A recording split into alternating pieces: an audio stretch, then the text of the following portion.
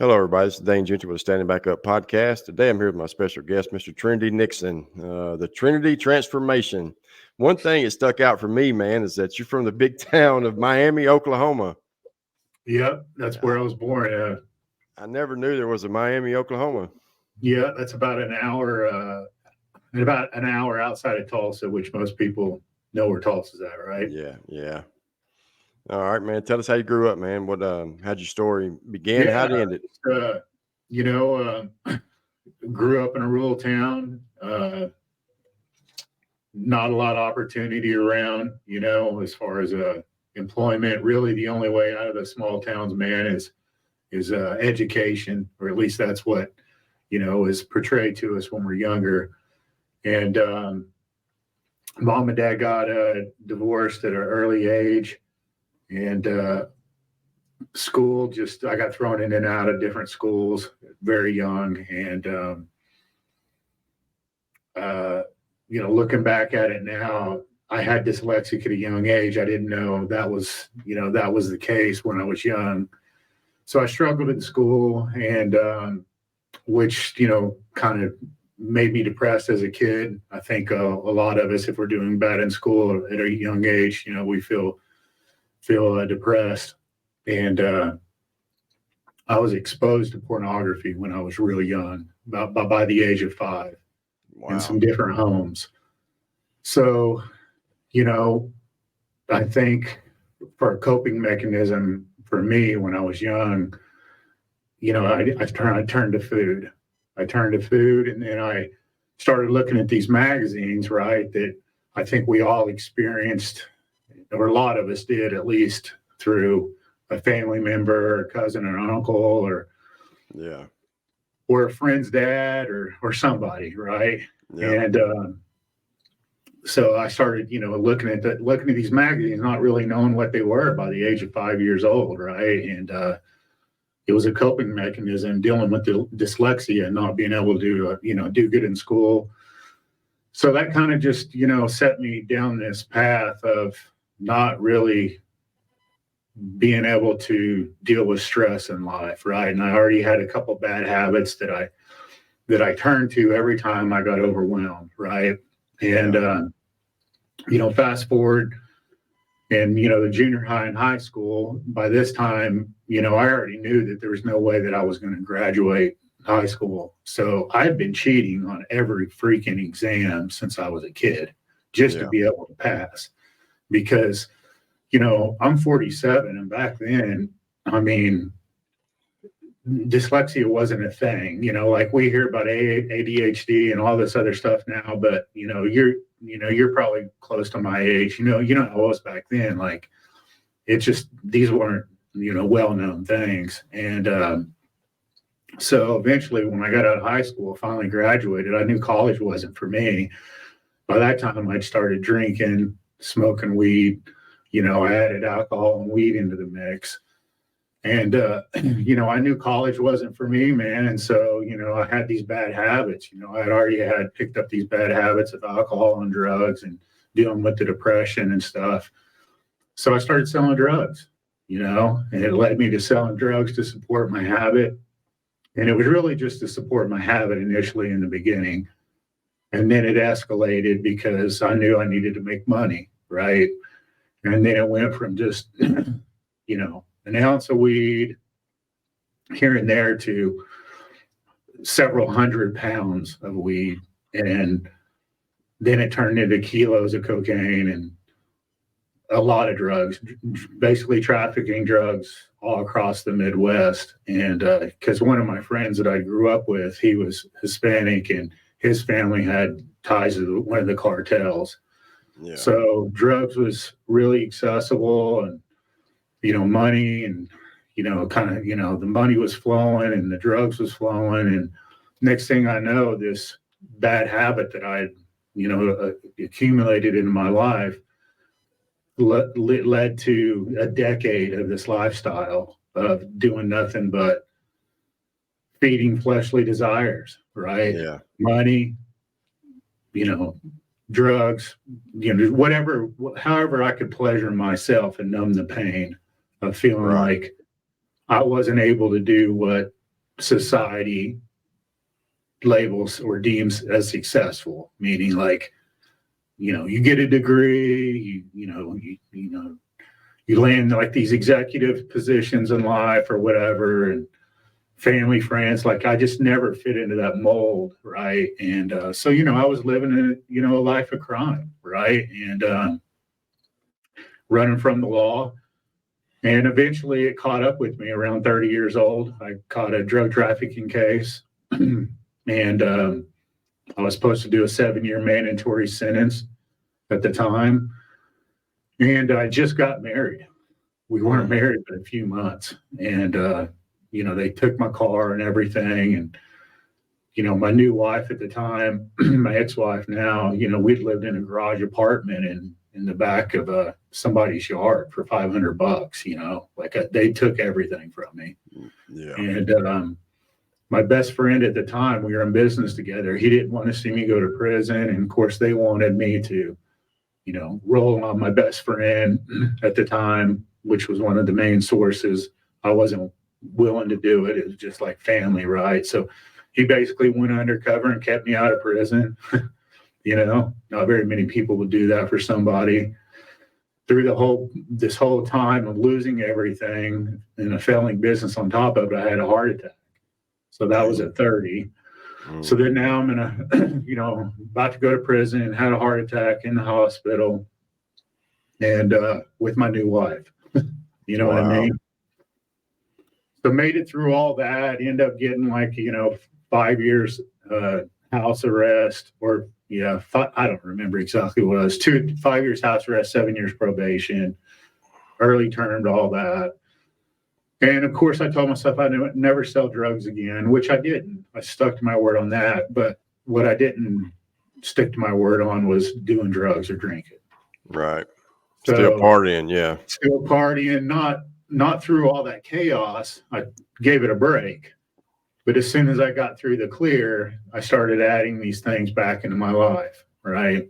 So many people. Part of my life for, at that point, 15 years, right? So many people do the same exact thing, man. I did the same thing. Oh man, I'm gonna be good. Please get me out of this. Please just get me out of this. And then as soon as that was over, here we went. I was right back at it again. Yeah, because for me, and again, I'm just speaking for myself, that I didn't know that's what I did. I think any addict or any person, they get used to numbing the pain. That's what you go to, right? Yeah. You're having a bad day, you don't have any coping mechanisms, healthy ways to cope with stress in the world, whether you lose your job or you're depressed or financially hardship or whatever the case may be.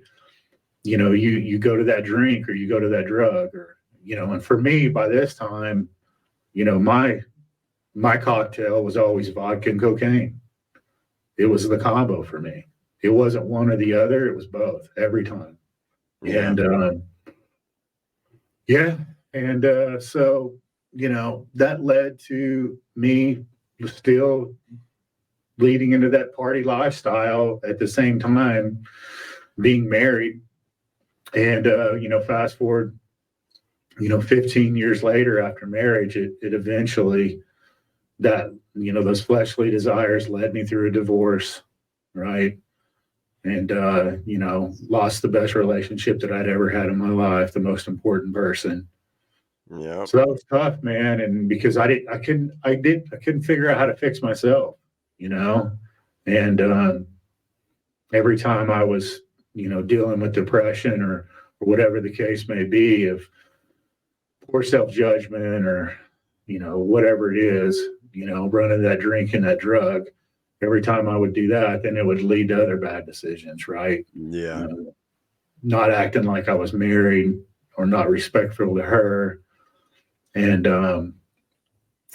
so led to divorce, then bankruptcy, another business. And fast forward 25 years, I wake up in an apartment alone. I hadn't lived by myself in over 25 years, right? So now I'm, alone, dealing with my consequences and my bad decisions. And there'd always been a calling on my life from God. At an early young age, I'd been running from God my whole life because you don't want nothing to do with God when you're living that lifestyle. No, sir. Right? You hear Yeah. it, but you don't feel worthy, right? And, you know, I wake up alone, basically lost everything for the second time in my life in my mid 40s.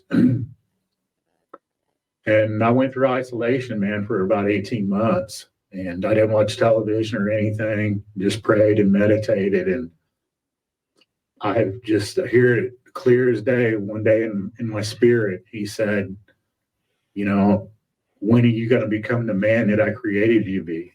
Mm. And it just, man, it just pierced right through my heart, man. And he goes, you're Trinity, not Trent. My whole childhood, my whole life, I've been going by Trent, which was a nickname. Right. My real name's Trinity. I didn't want anything to do with that name. We all know what it means: Father, Son, Holy Spirit. Yes, sir. I didn't want anything to do with that name. I'd always went by Trent. And I just remember I could hear it in my spirit. He's like, when are you going to become Trinity and not Trent?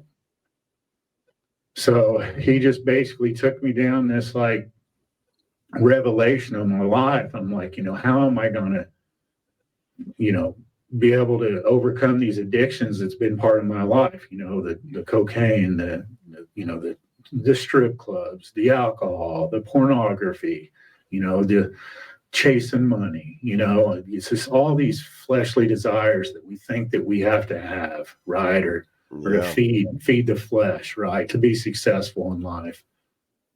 And he just took me all the way back to my childhood. And I didn't realize that I was looking at pornography at 5 years old until I had that revelation. He literally made me relive my whole life. Wow. And I was having dreams and revelation. And it was just, man, it was crazy. I would wake up like through this period of just remembering these memories. And he's like, this is why you do this. This is when this happened. This is the root of this. This is when this was introduced to your life. This is when that was introduced to your life. This is what led to this. This is what led to that. And took me all the way back. Just clear as day, man. And then he's like, you know, he showed me how I'm going to overcome. He showed me to overcome one thing, and then it was easier to overcome the next thing. And then he would say, I want you to remove this out of your life. And then I removed that out of my life. And then the next thing became easier. And he just took me down this path, man, of just removing this vice after vice after vice after bad habit. And the next thing I knew, man, I woke up 18 months later and I'd been completely sober and all these things were gone out of my life. And I didn't even know how I did it. Wow. So, yeah. And see, my story with God is a little bit different. Like I wasn't raised in church, didn't talk about God, any of those things, but I always felt God and I always just felt there was something. So mine was a little bit different walk, but I like that how he told you you're Trinity, you're not Trent. That's pretty powerful right there, man. Man, I'll never forget when it happened. I heard it clear as day in my spirit. He's like, you know, when are you going to become Trinity and not Trent, the man that I created you to be? Yeah. And I was just like, let me ask you a question. Was your family, being Native American, were they very spiritual people? Your family? So No? my grandmother, I grew up, you know, my grandparents pretty much, you know, in my mind, raised me when I was a young kid. And I spent a lot of time with my grandparents when my mom and dad got divorced. And my grandma her Jesus and Christ was the number one thing in her life. And I remember her, you know, my grandpa was a little different. He didn't go to church with her. Nobody in the family really supported my grandma. And I remember her taking me to church when I was little, and man, I just didn't want to go, right? Yeah. Because I loved her so much, I went. Yeah. And I remember being in church the first time the Spirit of God fell on me. I was probably in like first, second, third grade. And I was at church with my grandma, and I remember she looked over at me and she said, "Do you want Jesus in your heart, son?" And I remember the pastor up there was talking, and I remember the power of God fell on me. I didn't know what was happening. I was just scared to death, you know. At that age, you just don't know what's going on. No. You know, and I Yeah. associated church with Sunday or with school because my grandma Right. would make me go to Sunday school, and I was already flunking. Yeah. You know what I mean? Yeah. I wanted nothing Yeah. to do with another school. You know what I mean? I No. couldn't pass any test, right? Being dyslexic. Mm. So it was all school to me. And that was the first time. And then the second time was like around 7th or 8th grade. And I remember going, my best friends, I was a big skateboarder when I was a kid. And I remember, you know, the two of my best friends at the time, if you spent the night at their house on a Saturday, they made their parents made you had to go to church with them on Sunday, right? Yeah. But it didn't matter to me because we all got to hang out and skateboard. We'd take our skateboards to church. So after church, we'd skate in the parking lot. Yeah. And we were all there one like summer service, and I'm talking thousands of people in this church, right? And you know, we're at the very back altar cutting up, you know, 7th, 8th grade. And I remember the same thing, man. I look up and the pastor says, out of all these people, I don't even know this guy.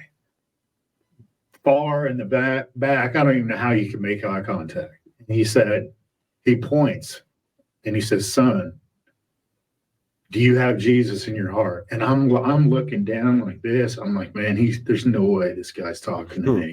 You know, I don't want him to talk to me. I don't want to make eye contact. And the Holy Spirit fell on me again, man. And I remember raising my head up, and we made direct eye contact. And he said, "Yes, you." And he pointed directly to me. Wow. And I remember the next thing that happened to me, man, the power of God fell on me. And I looked over to my friends and looked to the right and the left. I couldn't see anybody. It was like the whole place just, you know, paused in time. Wow. And I remember like getting up and walking down there, not even knowing I was doing it. And I woke up like about an hour later and church service was over. And I remember like his parents and everybody coming up to me and said, "Are you okay?" Blah, blah, blah. And I'm just like, I don't even know what happened. Wow. So that was the second time. So but again, yeah, you know my backstory. Like, yeah. You know, so I was running from God my whole life. And then when I finally basically lost everything for the second time in my life, I'm like, man, I can't do life alone anymore. Right. I tried and tried and tried my way, and I've lost everything twice. I just can't do this. And then that was when I basically surrendered. And I just remember it, you know, he's like, you know, that I realized at that point that it's not about you. And we're put here on earth to complete an assignment.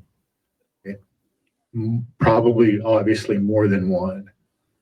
And as soon as we can elevate to that frequency, to that level, that's when we're going to be truly fulfilled. And if we don't do that, and we don't understand that it's about connecting to other people and helping them in a way that you struggled, whatever that case may be, whether it's overcoming addiction or becoming successful or doing this, it's not about you, right? And life is a sacrifice. Christ sacrificed his life. Everything, every animal is a sacrifice on this earth. We're sacrifices. We're not supposed to live a self-driven life. We're supposed to be living a cause-driven life. Right. And as soon as we can change that mindset and stop feeding the flesh all the time and really live like from, you know, a sacrificial state. And, you know, that's why I'm really big on fasting, you know, like I try to stay in that sacrificial state. I'll allow eating habits, to not be frequent, and I'll go 23 hours without eating all the time, and then I'll Wow. have an hour or two window, and so I try to stay in that sacrificial state now. It brings you closer to God. You're a lot more sensible to things around you. You become self-aware, and you're not walking in the flesh all the time, right? Yeah.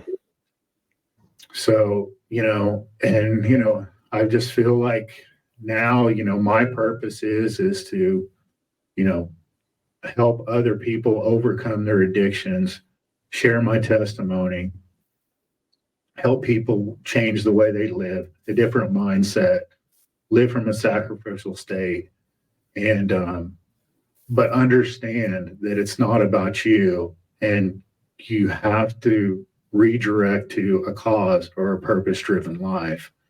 And but the most important message, man, through all of this whole journey is understanding what Christ did for us, because we're a spirit living a temporary experience in a fleshly body. We came into this world as a spirit, we're leaving as a spirit. If we don't acknowledge what Christ has done for us and laid down his life, and God came through Christ and laid down his life for humanity, if we can't acknowledge that, then we won't have eternal salvation. And it's hard to digest. It's a lot for a lot of people. I see online a lot of people talking about God and higher power and all this, and it's like, man, let me put it to you this way. Is it as uncomfortable for you to talk about Jesus or this? Let me put it in a perspective that you can understand it. If you had to take one of your kids, you were the creator of humanity. You had to take one of your children, and all the creation here on earth turned from you, started living, a self-centered, fleshly, desired life, full of sin, not honoring any of the laws that you put in place, not to keep them from not living a fulfilled life, but because you love them and you don't want them to screw their life up like I've done, right? But you put these laws in place and everybody breaks them. They just go off. They're going to create their own way to live, believe their own ways, and not even acknowledge the fact that you sacrificed your son for all humanity. If you done that, if you gave one of your children up for humanity, how would you feel if the rest of humanity that you created didn't even believe or honor the fact that you sacrificed one of your kids? Oh man, I know exactly how I would feel, and I talk about that a lot actually. Um, all the things that we do, creating things he didn't create, or different things like that too. Um, you're right, You especially know, in this country, man. We are. It's sad what we do. I've done it. I've lived that life. I've lived as far away from God as you can be, and I would get close to God, but the moment I'd start getting high again, I'd quit praying, quit doing everything because I was ashamed. And you felt that shame, no matter who you are, you would feel it. And for yeah, people try so hard to disprove God. And I don't understand. You know what I mean? Um, if people would just use a common sense approach to think about that for a minute, why are you trying so hard to disprove God? Because He's real. And I don't get it. It makes no sense to me. And when all we got to do is try to do better, man. But yeah, me and my wife now we have a sober living home, and that's what it's about. We're trying to help people like me. She's not an addict, but she lived through it with me, and that's where our heart's at. That's what we feel like our purpose is. Um, that's awesome. and it's not an easy thing to do. It can be difficult because unfortunately you're going to see more failures than you are success. And a lot of people try Yeah. to push back on us because we are a spiritual program. We're all about God. And people have even tried to say we need to tone the God down a little bit. No, we don't. This is ours. You can't tell us what we're going to do. If you choose to come here and support that, then that's fine. If you don't, that's okay too. But we're not going to take God out of it. That's for sure. Yeah, it just goes back to what I was just saying just all ago, right? It's like, if you sacrificed your life for the rest of us, and then you're not acknowledging that, it's like, man, what an insult, man, right? Man. I mean, it's like it's the lowest blow of all, right? Yeah. And it's like I don't understand how people don't grasp the concept of 160,000 people roughly die every 24 hours. 6,000 people roughly an hour. 2 people every second. Yeah. Do you think any of those people in the last 24 hours knew they were going to die? Nope. If they had cancer or something like that, or they were in the deathbed, obviously, yes. But the majority of those people were just sitting here talking like me and you. Yeah. And in 24 hours, they're dead. Yeah. And their spirit leaves their fleshly body. And now you're face to face with your creator that you didn't acknowledge the whole time that you were here on earth. And you didn't acknowledge that what his son did for you and paid the price for all sin. And all you had to do is acknowledge that. And you could have an eternal salvation. It's like, it's like, wake up, man. People chase everything but God, is what I say. They chase, whether it be money, women, whatever it is, we put that before God. And when people ask me, I'm no better than anybody else. And no, me neither. I don't speak, anyone who knows me will tell you that's one of the first things I say is, listen, I was bad, man. I was the worst of the worst. I lived a terrible life. No ands, ifs, or buts about it. I was a thief. I lied. I done all these things, man. I couldn't, just as yourself, how many drugs I put in my body, but all of that led me to where I am today, And I don't know about you, Dane, but for me, it took you losing and it took the pain for you to change, right? Without a doubt. I lost everything. The only thing I didn't lose was my wife, but trust me,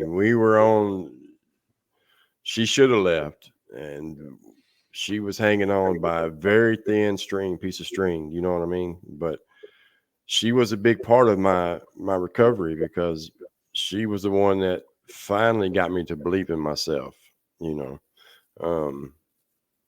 So yeah, that's the only thing I didn't lose, but everything else in my life. But I lost her respect for a long time. That's for sure. And yeah, man, I lost all those years of my life. I was in prison for a long, long time, very long time, and 9 years of that time as in isolation, solitary confinement, just me and myself, basically locked in your bathroom. But that's where I really, truly started building my relationship with God. And so in isolation. Yeah. That's what goes right back to that 18 months that I was telling you it was just me, right? Yeah. Not 9 years. You got me beat there, man. It was 4 years, and I had a little bit of a break, then 3 years. I had a little bit of a break, then 2 years. So it was a challenge. I saw a lot of people lose their mind, man.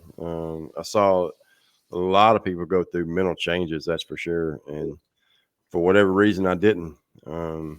It made me antisocial when I first came home and stuff like that. But it didn't take me too long to get past all that. But that's where I found God. I started reading the Bible, and probably could have spent more time. I know I could have in it than what I did, but I did spend a lot of time there, and I learned a lot. And Yeah, I apply a lot of that to my life today, but I would get out, man, and I would do the same thing. I'd get right back on drugs and I'd forget about all that. You know, the saying goes, you know, a lot of people find God and Jesus in jail and prison, but they leave him in there. Uh, and, and that's kind of the truth, you know, that's what we do. And for me, it was surrender, man. Surrender kept coming up. And now I understand what that is now. Surrender, give it all up to him. Yeah, because we wake up in the morning and we just fall right back into this temporary world, right? And these fleshly desires, and it's so easy to get back into that daily grind and bad habits that we've Yep. had. We forget that we're going to die. We forget that there's a spiritual realm. We Yep. forget that we're spirit, in this fleshly body. And we just go right back to doing whatever we had done, whatever programs we programmed, whatever bad habits we have, whatever feels good. Yep. Whatever feels good. All right, man. Tell us what you got going on today, man. What's your life today? Yeah. So I've been sober now, going on 2 years. I've got this. I basically put together a whole Trinity transformation program on what I did, what I incorporated into my life to make these positive changes. So you can just completely change as a person, mind, body, spirit, and how to establish, going through these things simultaneously, how to establish a growing relationship with our Creator, and being able to walk with Christ, not as a perfect person that's never going to make mistakes again, but walking with Him so you don't make as many mistakes again, Right. and being at peace that if you were to die tomorrow, you have eternal salvation. It's you're missing out, right? And so that's what I'm doing now, man. I've put away the drink, the drugs, the lust, the porn, all that stuff, and I'm sober and a follower of Christ, and I'm helping other people go through this transformation, the Trinity transformation, right? And helping other people change their life, man. No matter what upbringing they came from, whatever addiction or whatever they're struggling with, to where they don't feel like they're worthy, or what's holding them back from limited beliefs. And that's what it is, man. We don't feel like we're holy. I don't know about you, but I was always told I would never do anything. I'd never be nothing. I had a horrible childhood, man. Let's just say that. My mom had her own demons. I saw things that a child should not see. And to me, it was normal. Looking back on it now, I mean, I definitely know it wasn't normal, but a lot of things that we all have different backgrounds, man, and we all can come out of it no matter what it is. That's the story. That's my story for people. But it's only with God. There's no other way. I don't care what program you're going to work, what diet you do, whatever you do. If you don't put God first, it may work temporarily, but it's not going to sustain, man. It's just not. I tried everything. I tried everything you could besides God. And tried to get high just a little bit, maybe I could just smoke a joint, and I did it all. And I remember, I'll tell the story a lot, but I remember I'd gotten out of prison and I'd been sober and I had that itch to get high. And I remember telling my wife, I was like, I think I'm gonna smoke a joint. And man, if she was a cartoon character, you just saw the fire shoot out of her head, and she was just like, are you kidding me? Because she knew what was coming, man, and there we go, my way of thinking. And so, yeah, man, at the end of the day, if we were truly put God first, man, it's amazing what can happen and what we can be in life. Amen. Yeah. I can so totally relate to what you just said, because I was still trying to hold on, man, any way I could. Weed was the last thing for me, because I'm like, this is, especially now, you can justify, it's legal, man, it's okay, it's medicine. Man, trust me, man, I'm just like you, man. I break it down any which way I could to make myself, feel like it was still okay. And Yeah. for me, man, it's not like, oh, well, I'll just smoke on Friday or Saturday or this occasion or that. Man, that's just a bunch of crap for me, man. If I open that door, man, I'm smoking every day. Me too. And lazy, And ain't getting nothing that done. leads right back to the drinking, right? Yeah. And then Yeah. and then now I'm drinking and drugging. And Yeah. there's one speed for me, man. Same way, bro. I could smoke a joint tomorrow. I'd be shooting heroin. I So didn't go that far, yeah.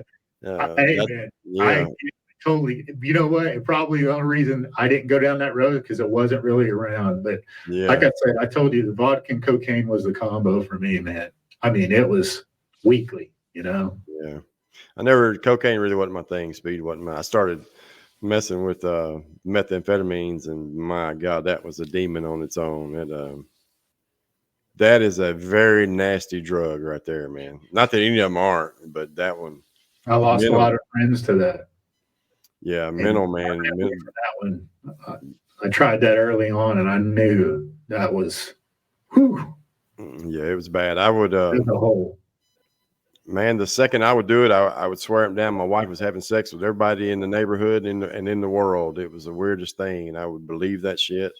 And it was just, man, it was a trip what it would do to me. And even after I got sober, it had lasting effects out of the blue. It caught up with me. I didn't even realize it caused some mental stuff, and I had to get a hold of that. It caused depression and some stuff went on. But all right, man, tell us how we can find your program and stuff like that. How people can get hold of Yeah, you. you can go to trinitynixon.com, TRINITYNIXON.com. That's you can get in touch with me there, and you can read my bio and learn about the program, the Trinity Transformation, and become part of this community, man, to where we're just living a cause-driven life, not self-driven. That's right. Something froze up there. There we go. That's right, man. That's what it's all about. And that's when we understand that, that's when we really start to change. You know, you said it early on. It's not about us, man. Yes, sir. It's about what we can do for others. That story that we had, that bad story, keep others from walking that same road. I want to thank you for your time, man. I've enjoyed this, man. And congratulations to you. Yes, sir. Thank I you so know. much for having me on, Dane. It was a pleasure. And man, like I really appreciate what you and your wife are doing, man. That's amazing. We're off on a journey, man. It's a journey, man. We're kind of spinning our wheels in mud a little bit right now, but we're getting there. That's the main thing. And we're going to turn it into an amazing thing. She's getting into her master's in alcohol and drug counseling. Oh, that's awesome. About 4 weeks from now, I think actually she'll have that. She's not an addict, like I said, but her heart's in it because of me. So if you met her and was talking to her, you would think she was an addict because she lived hand in hand with me and walked with it. So Hold her tight, keep her close. That's a special woman. That's the one thing I wish I could have saved that. That's sadly to say, but that's what did it for me. Yeah, that's I don't deserve her, that's for sure. And I did everything I could to ruin a relationship. But from day one, she saw something in me, man, and she saw what was to come. And here we are. We get to live it today, man, and it's amazing times. That's awesome. All right, my friend. Thank you so much. God bless, Thank you man. so much. Thanks, Look Dan. forward to hearing from you again, man.